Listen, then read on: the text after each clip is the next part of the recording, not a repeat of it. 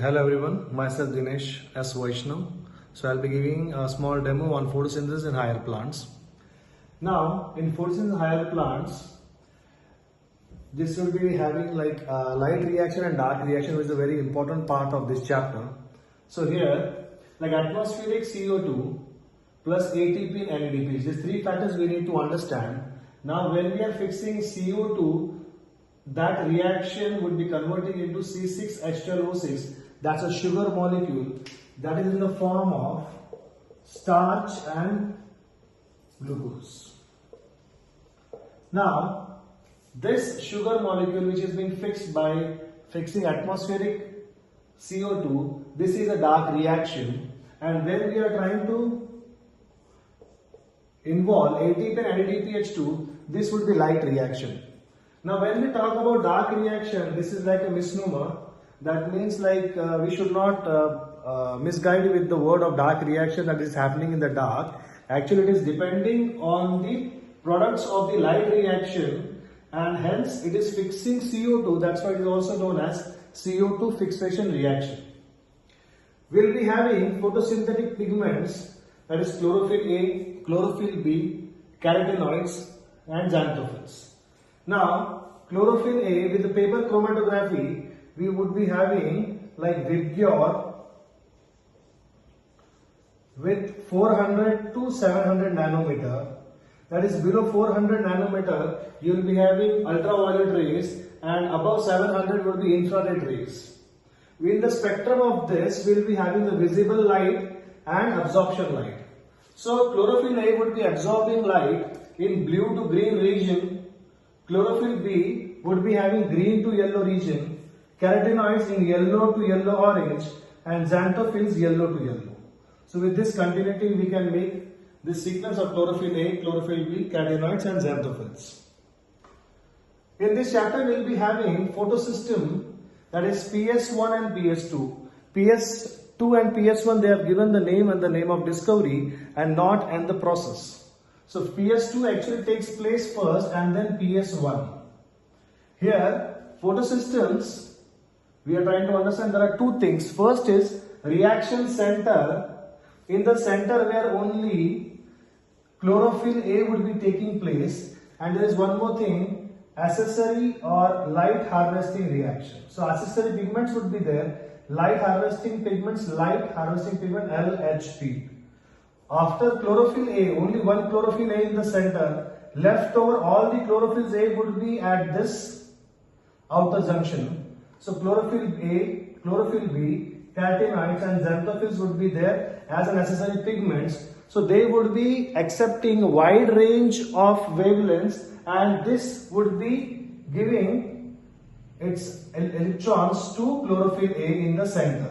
So absorbs wide range of light and protect chlorophyll A from the photooxidation. So this is also supporting for chlorophyll A from photooxidation.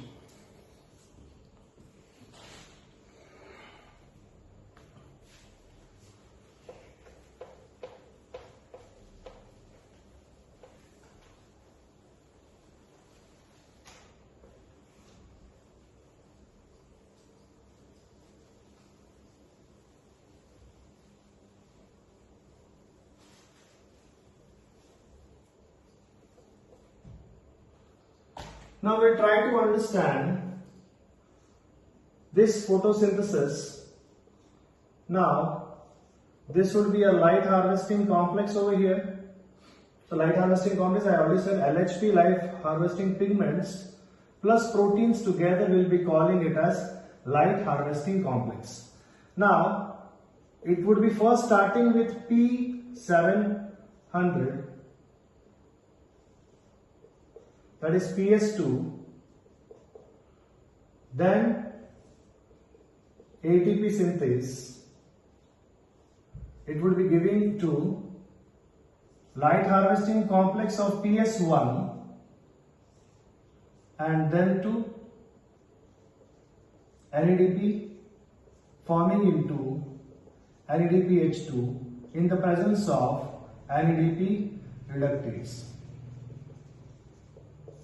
Now, if we zoom out this part, here light harvesting complex would be having manganese plus chlorine, which would be helping us for splitting of water, that is H2O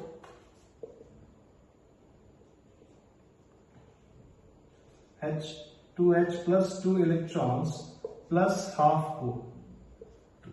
So this is a reaction from where we are getting these 2 electrons. So splitting of water would be helping us to give these 2 electrons, which would be giving it to PS2. Now in PS2 we would be having phaophytene. So phaophytene. So from 2 electrons from light harvesting complex would be given to phaophytene. Phaophytene would be giving it to plastoquinone. Plastoquinone given to plastocyanine. Sorry, cytochrome B6F. So cytochrome B, and cytochrome B would be giving it to plastocyanine. Plastocyanine would be giving it to PS1. Here it would be given FES, then FD. NADP forming into NADPH2. When we try to understand this thing, it is a downhill, uphill, downhill, uphill. Now this thing is a Z scheme. Z scheme. Now we need to understand the location of this thing, where this happens. Now this is your thylakoids coming together. This is forming the granum. Now this part, oppressed part, this oppressed part here, that is non-exposed or oppressed part, here you will be having this non-cyclic reaction. This is non-exposed part, that is oppressed part. There are one more region, this part, outer region here. So here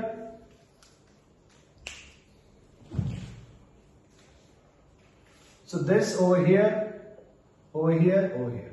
So this is the locations where you can see cyclic reactions.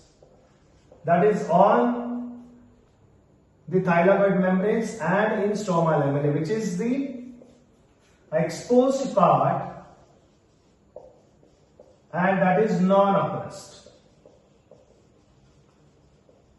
This is a non-oppressed part where you can see the cyclic reaction.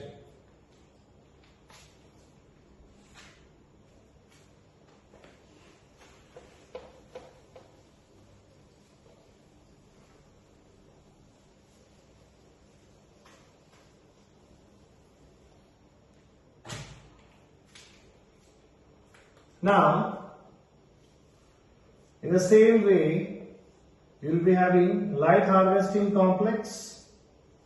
Give it to PS1. Here the electron acceptor will be FES, giving it to FD, giving it to plastoquinone, giving it to plastocyanine. At the end, it would be giving back to light harvesting complex. So this is a cyclic reaction with here ATP is formed in the presence of ADP plus IP. The reason this is happening because there is a lack of NADP reductase enzyme. Now, due to the lack of NADP reductase enzyme, it would be giving it to ETS system, that is electron transport system, and this would be helping us to produce ATP molecules. Now,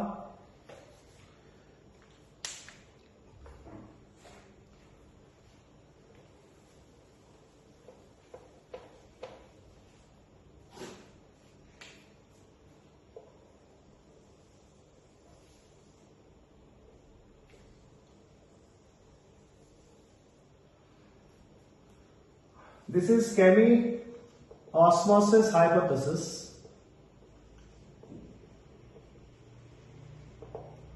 Here we need to try and understand, this is the thylakoid membrane, this is stroma, and this is lumen. So as we have seen in the cyclic reaction, So light harvesting complex, here splitting of water is happening, that is 2H plus 2 electrons plus half O2. So this 2 electrons would be given over here. So light harvesting complex would be starting and would be taken in PS2 at P700. P stands for peak over here. Now this would be taken and here it is phaophytin. Phaophytin present, that is the first electron acceptor, primary electron acceptor of this PS2 system. Phaophytin would be giving it to plastoquinine. Now this part is very important as to understand that plastoquinine is also known as the proton pump over here.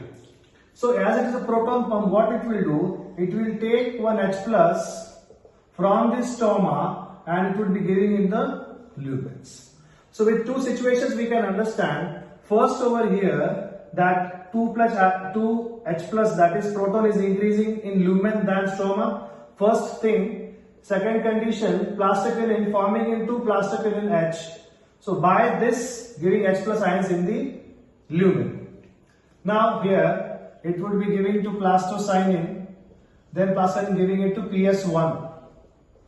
Here the primary acceptor would be FES, giving it to ferredoxin. Ferredoxin would be having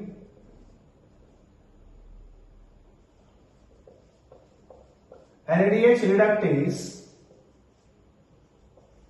which would be helping to form NADPH2. Now this is the third step. So first we have seen that splitting of water is happening. With this in lumen, the protons are increasing than stroma. Again plastoquinine is there. It would be taking protons from outside and it will be throwing inside. Here also you can see proton gradient is forming. That means inside the lumen you will be having more proton than the stroma. And the third stage, here also you can see NADH reductase would be there, which would be reducing, that is taking H2 from the stroma. So here you can understand stromal protons would be decreasing than the lumen. Now this is causing proton gradient.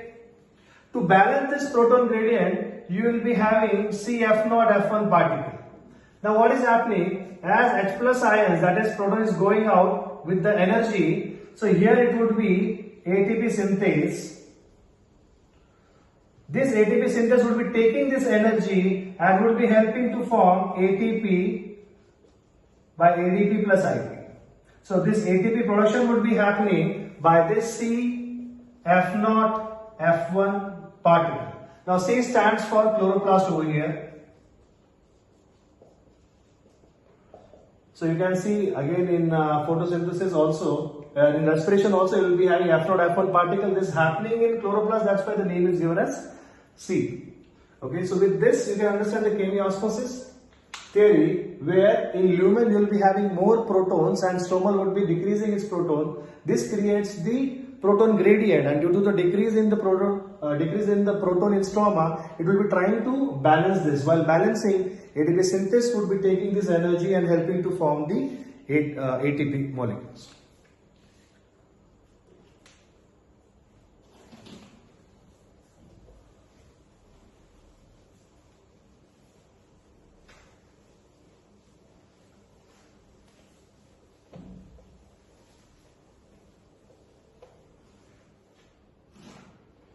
Now this was all about the light reaction.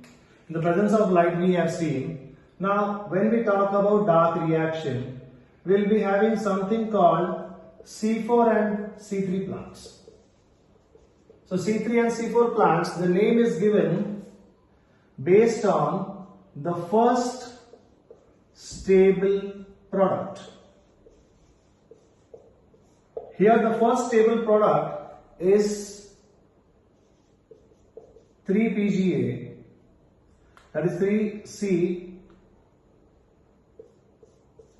so 3 carbon of PGA, phosphoglyceric acid.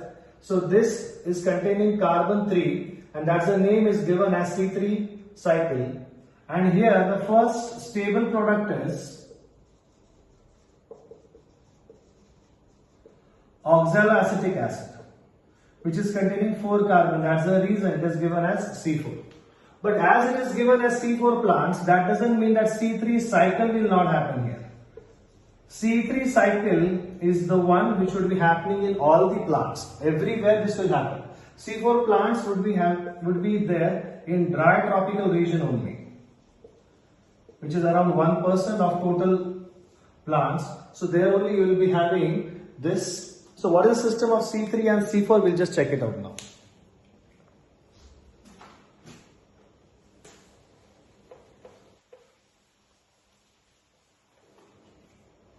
So as we have written in the beginning, that dark reaction would be fixing atmospheric CO2 for the production of glucose. Now, before that we need to understand the role of rubisco. Rubulus bis carboxylase oxygenase. Now, here the word is given as carboxylase and oxygenase. As carboxylase oxygenase means what? It is bifunctional in nature. Bifunctional in nature. Now rubisco is an abundant enzyme. This enzyme is present everywhere in all the plants. Now rubisco would be there, which would be actually trapping this atmospheric CO2, which would be converting into glucose molecule. So this rubisco is the utmost for fixing carbon dioxide. Now here we are talking about carbon dioxide. This condition is only possible when CO2 is in sufficient quantity. What happens when CO2 is less and oxygen is more? As oxygenase enzyme is also present with the rubisco, it would be making the bond with oxygen, atmospheric oxygen. Now rather than fixing CO2 from atmosphere, it would be giving out CO2 and it would be taking oxygen. This condition where oxygen is taken by the plants and it would be giving out CO2, this reaction is known as photorespiration. Photorespiration actually is a negative term for the plants, which will not produce ATP or any glucose molecule. So both of this won't be happening with the photorespiration, and that is the reason C3 cycle may or may not have this photorespiration, but in C4 plants photorespiration will never occur, or it is, you can say, negligible. It is negligible. So photorespiration in C4 plants won't be happening. We'll try to understand why this is the case.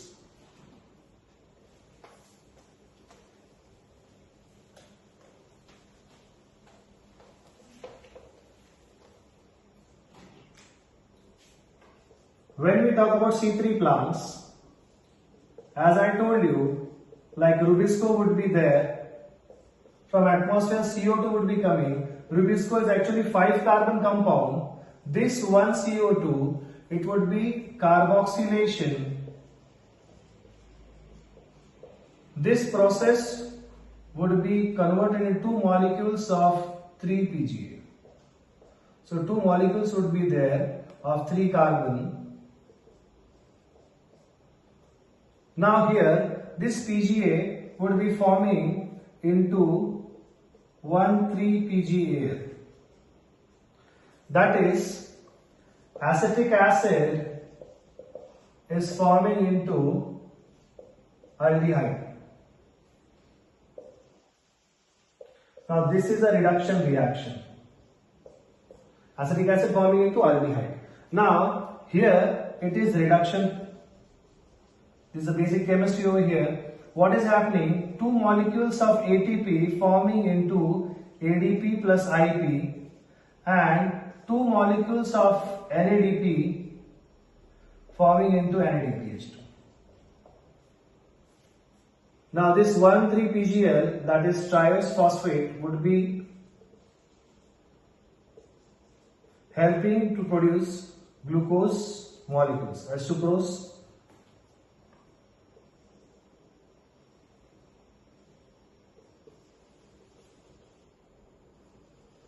Now, this would be regeneration, that is again the formation of the rubisco would be happening.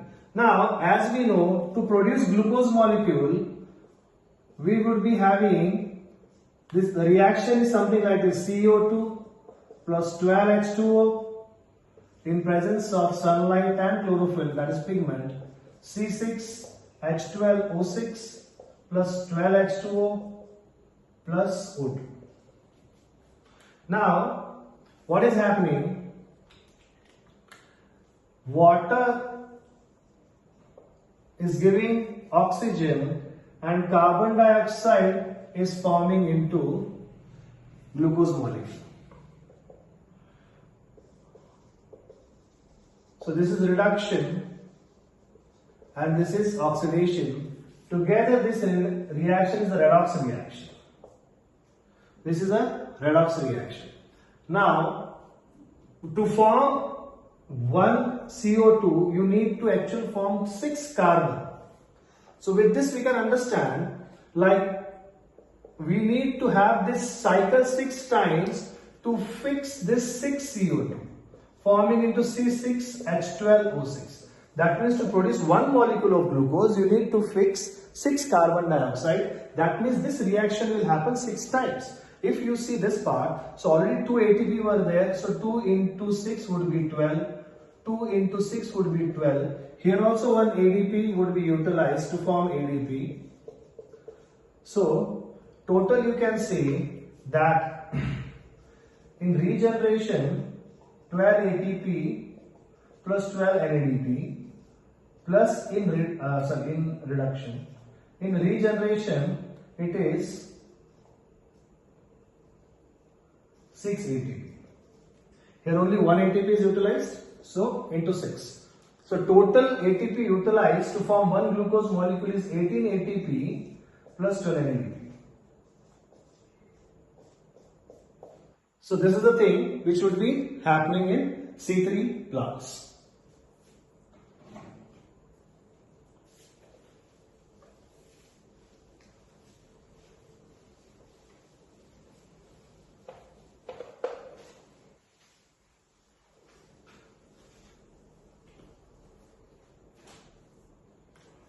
Now with C4 plants, this is also known as Hatch and Slack pathway.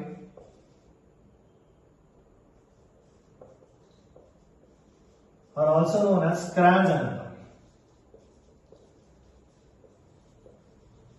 The name Cran's anatomy, basically Cran stands for crown-like. That means in the center reactions have this part.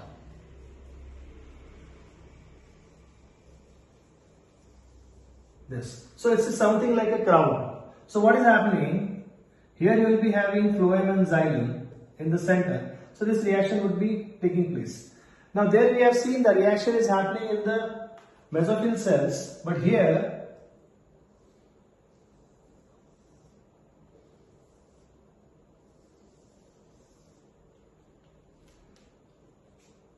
as we know that C3 plants would be having chances of converting into photorespiration in the presence of maximum oxygen.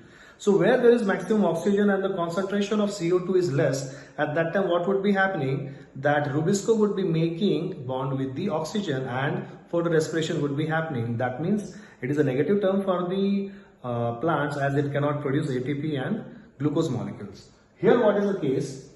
Here mesophyll cells would be blocking both oxygen and carbon dioxide. Now this is very nice to understand that gases are not allowed inside.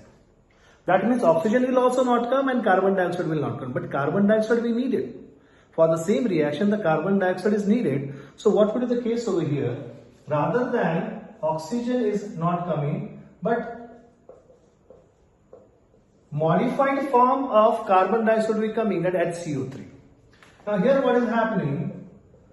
HCO3 along with the pepcase, that is the pepcase enzyme,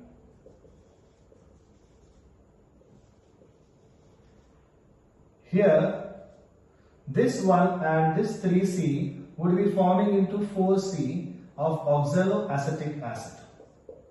As I told you, now this is the first stable product of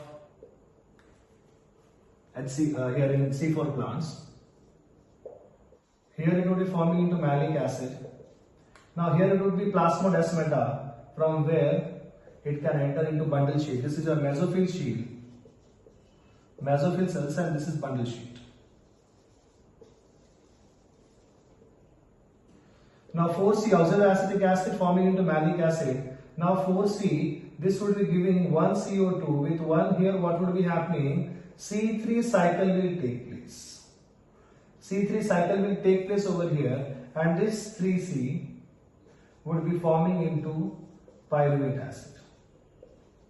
This would be converting into tapcase again. So this is a reaction where there is no chances of photorespiration.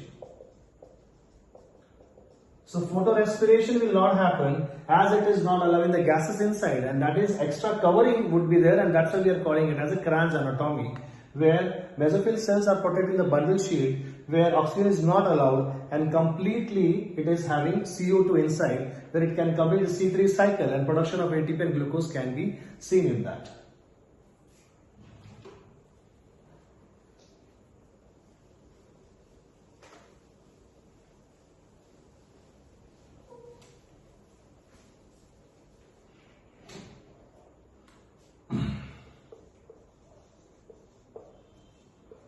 Now regarding photorespiration, which you have already understood, like Rubisco. Rubylase this carboxylase oxygenase. As I told you, when Rubisco is there, the presence of carbon dioxide, it would be producing ATP and glucose molecule. So in C3 plants we have seen it would be producing 3-PGA, that is 3-phosphoglyceric acid. Now, as there is deficiency of carbon dioxide and increase in the oxygen molecule, Rubisco has no choice, it has to go with oxygen, and this causes photorespiration. Now, rather than making 2 molecules of 3-PGA, it would be making 1-PGA phosphoglyceric acid and 1 molecule of phosphoglycerate. So these products would be formed which will not lead to production of ATP nor even glucose. So this is what regarding the photorespiration is. Here CO2 would be maximum in the chances, so it would be having a normal cycle. But when oxygen is making, respiration is like inhaling the oxygen and taking out carbon dioxide. In the presence of light, we can call it as a photorespiration. Thanks a lot for this.